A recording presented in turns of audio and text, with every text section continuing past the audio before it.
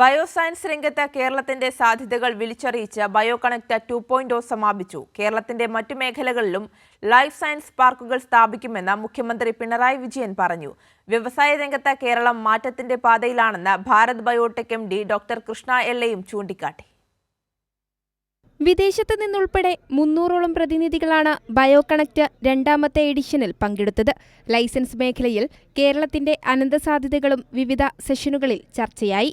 ആരോഗ്യ സംരക്ഷണം, വ്യവസായം, ഗവേഷണം എന്നിവയെ സമന്വയിപ്പിച്ച് കേരളത്തിന്റെ മറ്റു മേഖലകളിലും ലൈഫ് സയൻസസ് പാർക്കുകൾ സ്ഥാപിക്കുമെന്ന് ബയോകണക്ട് ഉദ്ഘാടനം ചെയ്ത മുഖ്യമന്ത്രി പിണറായി വിജയൻ പറഞ്ഞു. Kerala's share in India's bioeconomy is only 2%, and through the life sciences park we are working towards making a positive change.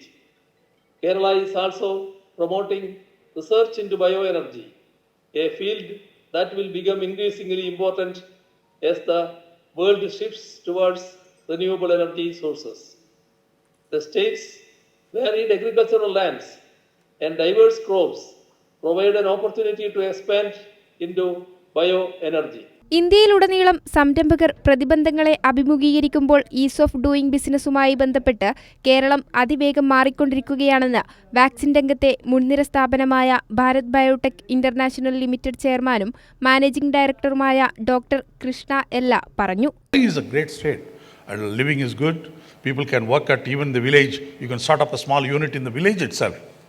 That's amazing. Transportation logistic is so good here. Healthcare system is reached to the village itself, and one can start up in the village itself and start the company. You don't have to be in Trivandrum malls. You don't have to be in Kochi. You can do anywhere. That is one nice thing about Kerala being a small state and have a good logistic help.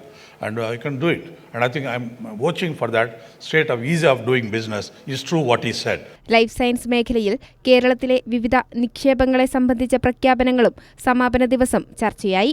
Kairali news, Thiruvananthapuram.